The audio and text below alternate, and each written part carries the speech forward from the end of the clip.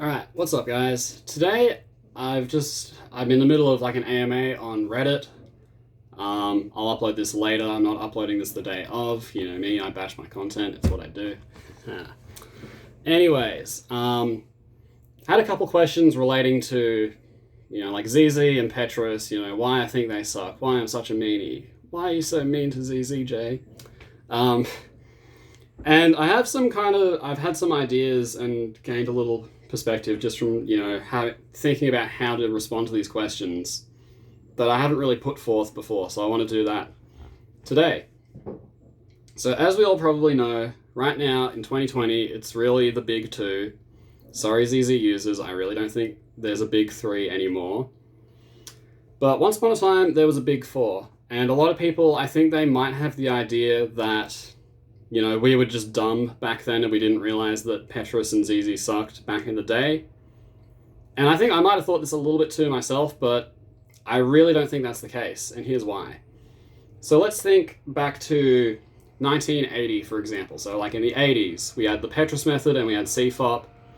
Rude didn't exist. I don't think ZZ existed either. They came about 20 years later from that point. And back in the 80s, we didn't have good cubes. We didn't have cubes where you could easily do S-slice stuff like that, let alone any other, complicated finger tricks, so on and so forth. Back then, turning was a lot like, like that. I'm not going to talk about corners first or Waterman or anything. They're even deader than Petrus and ZZ, but the point is, methods like Petrus and I guess you could say corners first and Waterman, they had a lot more validity back then because TPS wasn't really part of the speedcubing meta. It was a big emphasis on move count because no matter what method you do, your moves are more or less going to look the same. You're going to turn the layer with your wrist. You might do some little wrist tricks here and there, but for the most part, it was really just one move at a time. It wasn't very fluid. So it was kind of a balance of how can you get a low move count without having awful recognition. So there was CFOP, which is, it's okay. A lot of rotating, very easy recognition, easier than like other methods, I think, maybe with the exception of corners first, possibly. But like OLL and PLL algorithms, for example, they really weren't that crash hot. They weren't great. Or even like CLL, ELL, for example, that'd probably be even worse. And I think that's what people did back then. Petrus, on the other hand, said to have like a 45 move average move count compared to CFOP's 55. So you're saving 10 turns. Back in the 80s, that's a big deal. That's a really big deal. And on top of that, like after the EO step of Petrus, your last two signs are all R and U turns. So you don't have to rotate as much. And that's another kind of benefit. So like back in the day, I think rotations were kind of a big deal because as you rotate, you also introduce like risk of lockups, which isn't really a thing anymore. And the difference between like having a cross-edge OLL versus like a dot OLL or something else, very big deal back then. There's also the fact that this was like pre-internet, so people weren't learning and sharing algs. So back in that context, something like Petrus, where you really simplify the last layer to, only a handful of algorithms that you can do in 2 looks. I don't know how Petrus' last layer was intended, but even if we somehow assume they did OLL, PLL, which I don't think he did, but that's, 28 algs. And that's not bad for 2 look, with good recognition and all that. So bottom line, there was a point in the speedcubing meta where Petrus was a viable contender as the best 3x3 method. But then as we know, better cubes came along, the internet came along, algorithm sharing came along, cubes just got better and better. We started to value different things because we could turn faster, and not just turn faster, but we can turn in ways that we never turned before.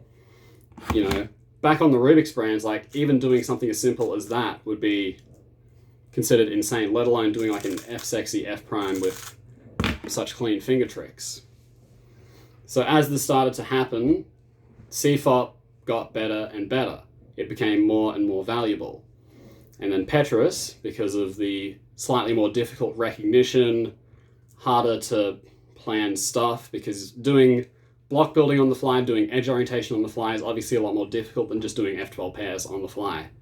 So Petrus just became less and less valuable, and I think very quickly even if no one wanted to admit it for a very long time, it was pretty clear that Petrus was a cut below, CFOP, maybe Rue and ZZ. Although I think even back then we didn't really realize just how good Rue was going to get.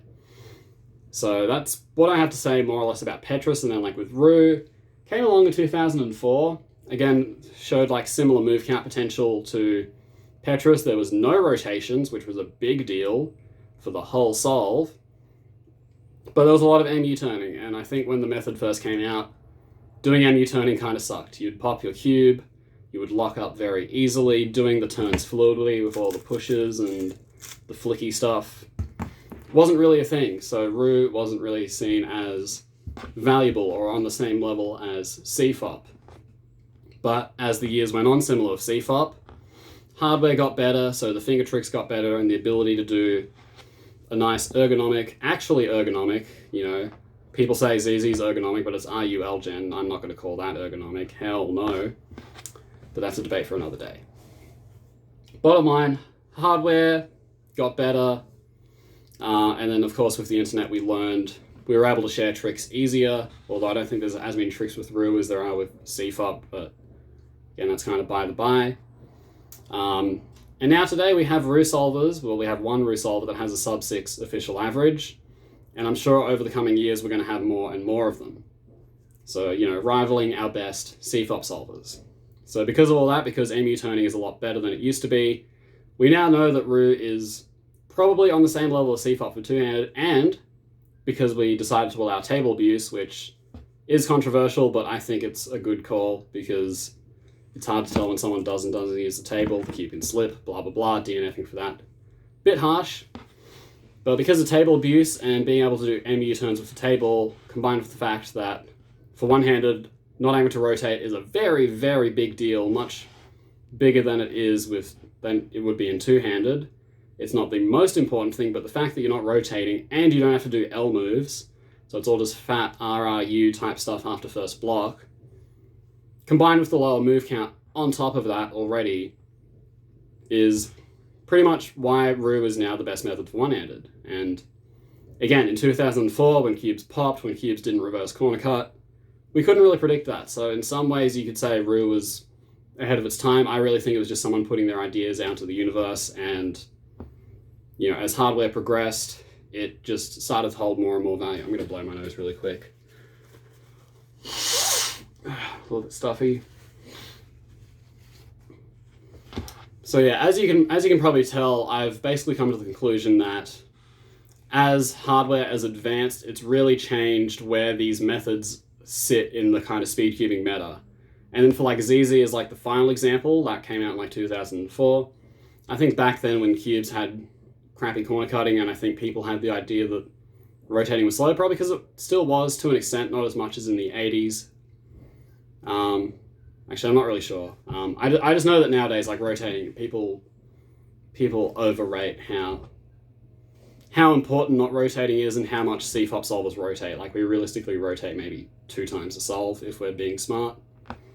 But again, video for another day. With one-handed solving specifically, because I think many people would agree that ZZ was kind of designed, you could say it was either designed for one-handed or it was designed for ZBLL. Regardless, it had a lot of merit, and I think for a very long time it actually was better. It actually was the best one-handed method, because after doing EO line, you could do everything with RUL turns.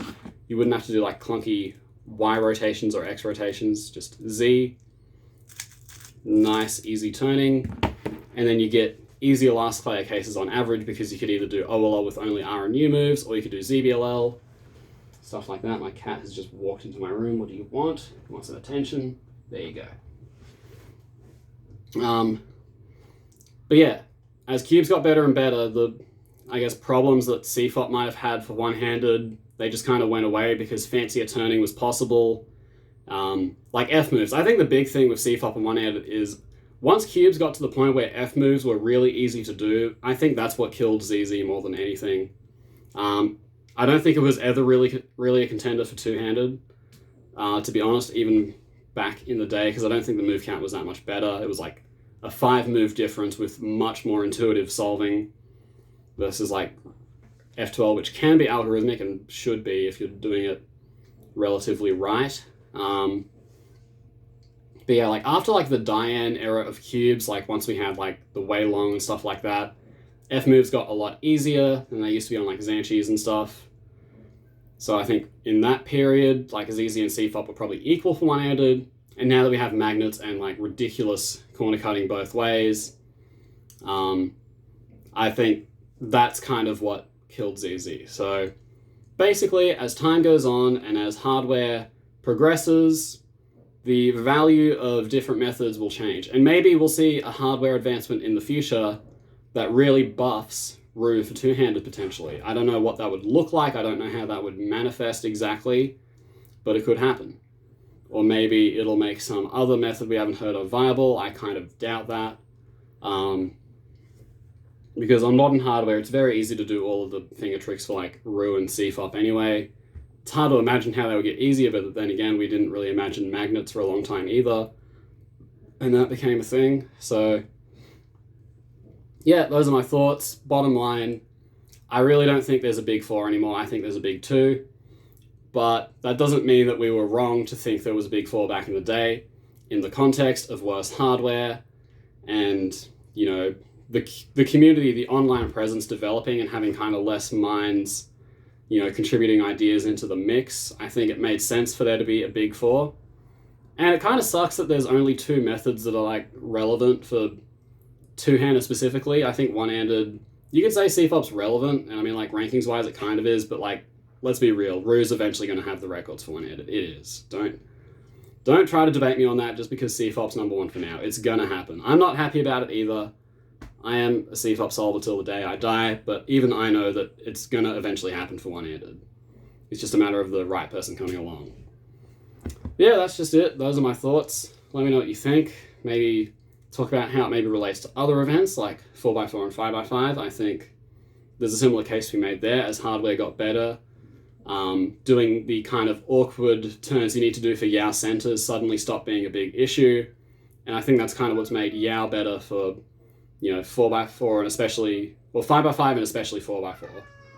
What do you want, kitty? Alright, he wants me to end the video. That's what he wants.